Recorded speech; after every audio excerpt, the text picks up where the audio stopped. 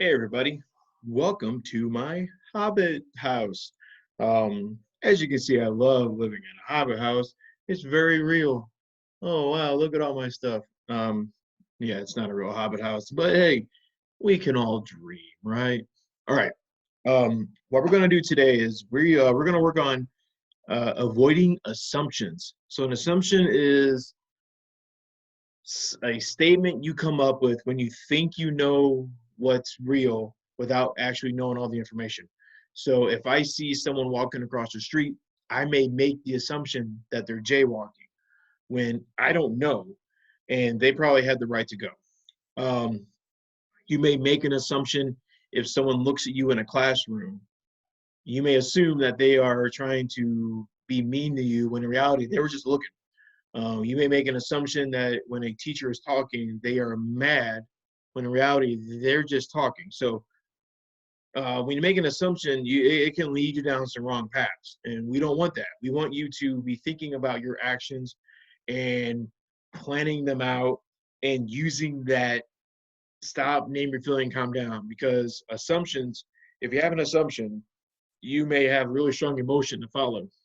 If I have an assumption that someone stole the pencil off my desk, I may have a strong emotional reaction and yell and scream or go and try to push that child. Um, that's not good. I need to think about my actions before I act on them, and I can use that stop, name your feeling, and calm down. So we're going to talk about assumptions. But what we're going to do first is we're going to play the calm down song. And what I want you to do when you listen to this song is listen for examples of positive self-talk. So when they say like, I can do this, maybe he says calm down, pay attention, listen for attention, and listen for those calm down strategies, those positive self-talk. All right, let's pull this up here. Okay, so I'm going to minimize my screen, but again, you are listening for those examples of positive self-talk. It's astounding. How intense is this feeling? Anger is building up. You need some healing. But listen closely. There's a way to do it. Feel the power. Keep control. Work on through it. Instead of those wild knee-jerk reactions, you gotta get your own attention. Emotions come calling instead of just falling to brawling, name calling, or whining and falling. Stop. Name your feel and calm down. Stop. Name your feel and calm down. Stop! Give yourself a signal like stop. Chill. Hold up. Hang on. Send a signal to yourself and stop. Okay, now name your feeling. Are you angry, embarrassed, worried, scared? Figure it out and name it. Just name your feeling. It's just a thing. It slows you down and makes you think. And then you start to come right down by just breathing, using self-talk or counting. And a 1, 2, 3. Stop. Name your feel and calm down. Stop. Name your feel and calm down. Remember this, when you have strong feelings like anger, fear, or jealousy, before they take over, you take that power. Emotions don't drive you, you have the key. Slowing it down and feeling your power and naming your particular feeling. You're stopping the landslide, you're taking that deep breath, saying good things. You can do this. And now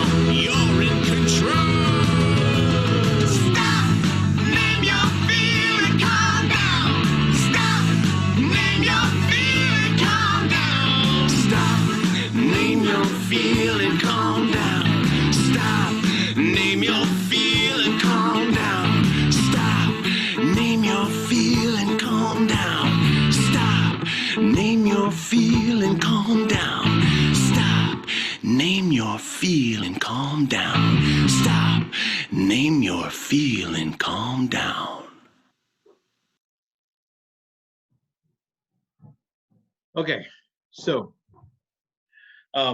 maybe in the next couple of videos, maybe I will kind of stop that song and we'll watch the calm down song in parts so you can, I'll try to like force you to pay attention to the parts. Like one thing that I've noticed recently that I hadn't really paid attention, that scene in the song where talks about like you're in the car. The very first time we see the child that we're following his emotions throughout the song, he's in the back seat of the car and it's a red car and it looks kind of angry and he looks scared. And the next time where they say you're in control, we see the car's turned around, he's in the driver's seat and he's smiling. And then when the shot goes inside the car where their kids are playing the instruments, we see that same child driving. So what we're seeing is at one point he's out of control of his emotions and they're driving him, but he can regain control and he's driving the car, metaphorically, of course. So it's important to kind of think about your emotions in that way because you are in control of your emotions and we want you to stay in control of your emotions. All right. So maybe in the next couple of days or so, we'll break that song down part by part. Okay. All right. So assumptions. I'm going to show you a picture of something and I want you to tell me what you see. Okay. Let's see.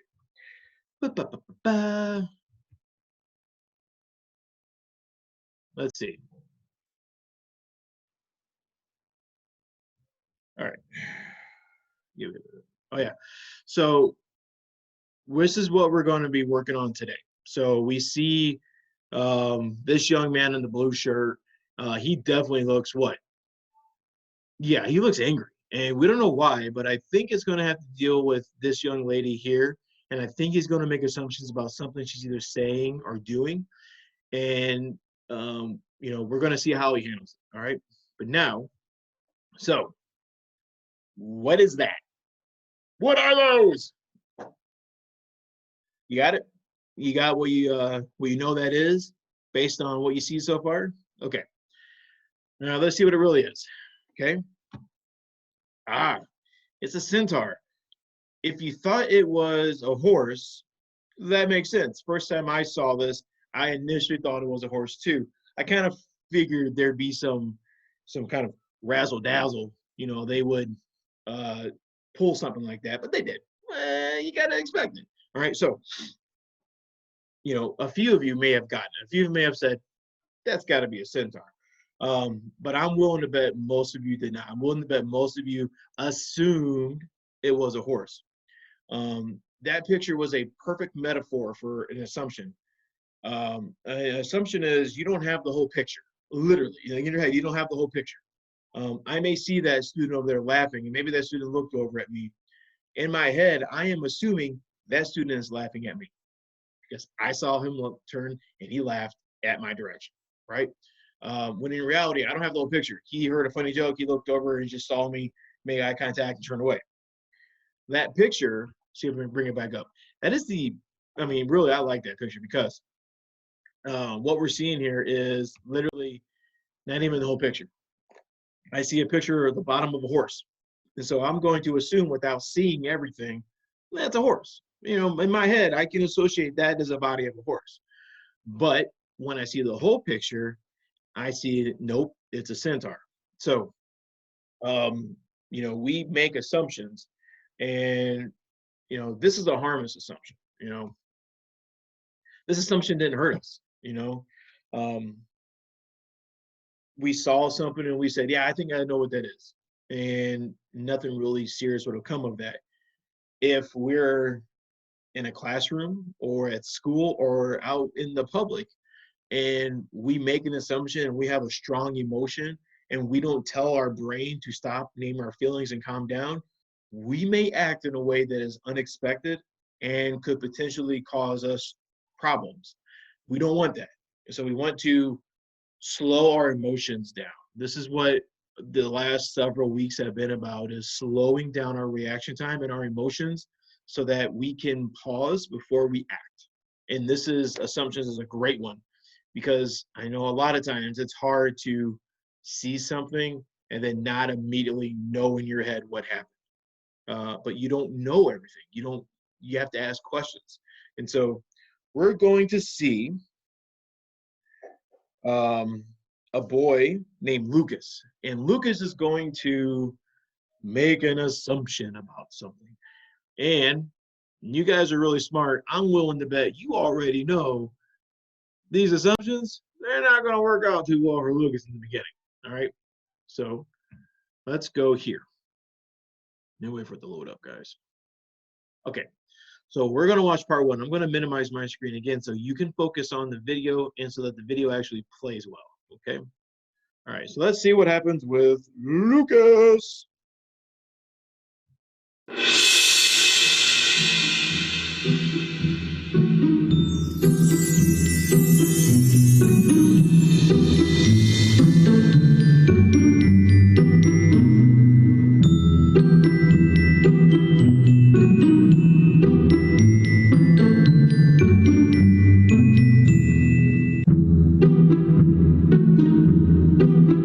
Lucas is going to think this is so funny. I can't wait until he sees it.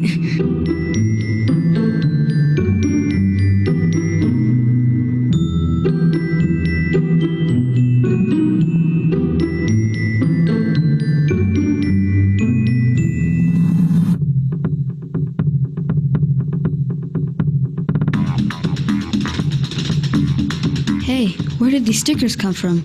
Oh no, I'll never get these off. Miss Burnett is going to think I did this, and I'm going to get in huge trouble. I can't get in trouble again. Who did this? I'll bet those girls did it. Look at them. They're laughing at me. They think they're so funny. I'll show them who's funny. Wait, okay. So we saw a thing. How do you think Lucas feels at the end of the video? Yep, he is angry. Maybe he's mad, maybe he's worried. Oh, what if he's worried? What is he worried about? Yeah, his teacher, he's probably gotten in trouble a couple times, and he even said, oh no, I can't get these off. My teacher's going to be angry. I can't get in trouble again. So when I hear that, mostly as a teacher, I sense that maybe Lucas has gotten himself in trouble a few times and he doesn't want to risk getting in trouble. So maybe he's actually being really good now. And he comes in and bam, there are a whole bunch of stickers on his desk. He didn't put those on there. He's going to get in trouble. He looks over and he sees the girls sitting there. They're having a conversation and they're laughing. What does he assume? What does Lucas assume? Lucas assumes that those girls over there did it. He doesn't even know his buddy came in, and his buddy's like, he's going to love it. He doesn't love it. But he doesn't know his friend came in and did it. He's assuming those girls sitting over there did it. What do you think he is feeling like doing right now? He's got his hands clenched, and he's making very mean, angry eyes. What do you think Lucas is really wanting to do right now? Yeah, I think Lucas is really wanting to yell at those girls. What should Lucas do? Knowing everything we've learned over the last couple of weeks, what should Lucas do? I mean, right there at his desk, not go tell a teacher, not go do other stuff. Right now, using those 3 steps we've learned, what should Lucas do? Lucas should stop. He should have some sort of a signal. Maybe it's calm down. Maybe it's okay. Let's think about this. He should name his feeling. What is he feeling? What should he tell himself? Oh, Lucas, you're feeling angry. You're feeling frustrated. You're feeling scared, because he is scared. It may not show it as being scared, but he is definitely scared. He's scared he's going to get in trouble because he can't risk more trouble, okay? He's probably even worried. What could he do to help himself calm down? I have just a thing. If you remember, let's see. So what are some things he could help himself calm down? He could use deep breathing. He could, that's the wrong poster. He could count. He could try counting. He could try thinking in his head of the things that he should do to help himself calm down. All right. So I have lost my place here in my book. All right. So now, let's all pretend that we're Lucas and he decided to use the deep breathing. So you're angry. You're so what I want you to do is to put your hands on your belly, okay, just above your belly button. Now, I want you to breathe in through your nose, deep breath, feel your hand move, and then release through your mouth slowly. One more. You're angry. Then out your mouth. You can be sitting at your desk doing that. No one in the world is aware. No one would possibly know what you're doing. Okay? That will help you calm down. So Lucas could do that. Lucas could sit at his desk and go, and try to formulate a plan. Okay? Okay. Now, let's see how Lucas handles the situation. I'm hoping he handles it in a way that doesn't get him in trouble, right? I'm hoping that he calms down and he's able to reflect, possibly ask some questions. All right, let's go see. Let's go see what Lucas does. All right, part 2 coming at you. Let's see. Uh-oh. He didn't think it was funny at all. He's mad, and he thinks the girls did it. Wait a minute. I'm getting really mad. I need to calm down.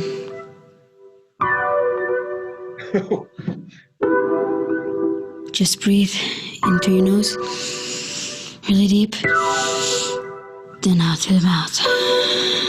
Again. Okay. Maybe they didn't do it. Maybe they're laughing at something else. I should just ask them if they know how these stickers got there. Lucas, I put those stickers on your desk. I thought you'd think they were funny. I'm really sorry. I'll help you scrape them off.